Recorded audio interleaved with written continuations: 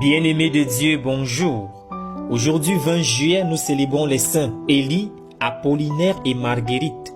Saint Élie, le prophète de feu. Contexte historique.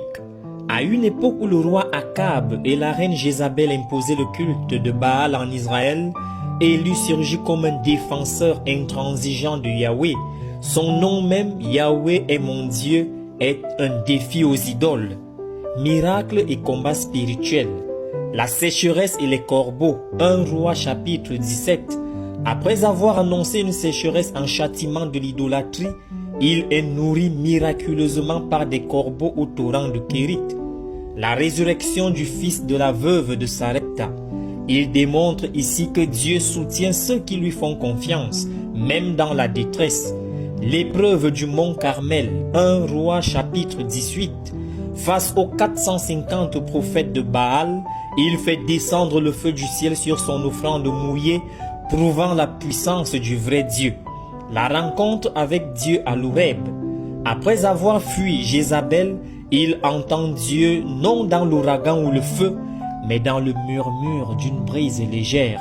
1 Roi chapitre 19, révélant que Dieu agit aussi dans la douceur. L'enlèvement sur un char de feu. 2 Rois chapitre 2. Son disciple Élisée hérite de son manteau et de son esprit prophétique. Saint Apollinaire, premier évêque de Ravenne, vers 87. Mission apostolique.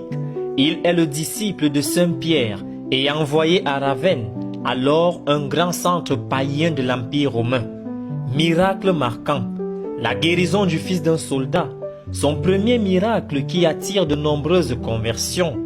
La résurrection de la fille d'un patricien, comme Élisée avec la veuve. Apollinaire redonne vie par la puissance du Christ. La destruction du temple d'Apollon. Par sa prière, il fait s'écrouler l'idole, montrant la vanité des faux dieux. Persécution et martyre. Flagellation, prison et exil.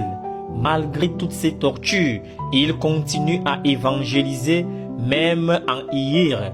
Il retourne à Ravenne et après avoir converti des milliers, il est finalement martyrisé, probablement décapité.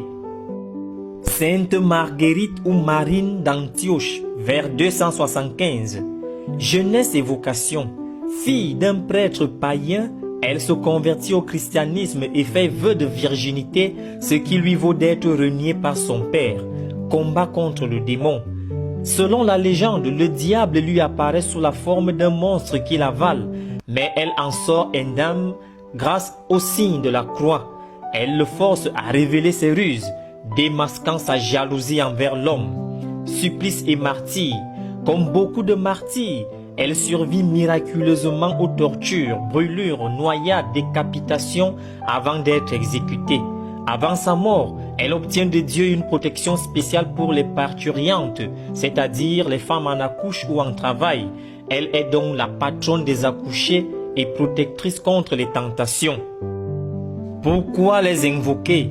Saint Élie est invoqué pour un renouveau de la foi dans les moments d'apostasie ou de tiédeur spirituelle.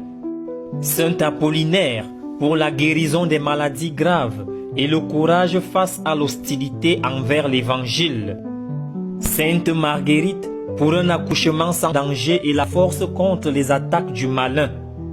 Prière aux trois saints. Ô Dieu Tout-Puissant, par les mérites de tes glorieux témoins Élie, Apollinaire et Marguerite, donne-nous la grâce de les imiter dans leur amour sans partage pour toi. Par l'intercession de Saint Élie, que ton feu purifie nos cœurs et consume nos idolâtries cachées. Par les souffrances de Saint Apollinaire, affermis les malades dans l'épreuve et suscite des apôtres pour ton Église. Par les victoires de Sainte Marguerite, protège les mères et les enfants et défends-nous des pièges et du démon. Amen. Saint Élie, Apollinaire et Marguerite, priez pour nous. Bonne fête à tous les Élie, Apollinaire et Marguerite.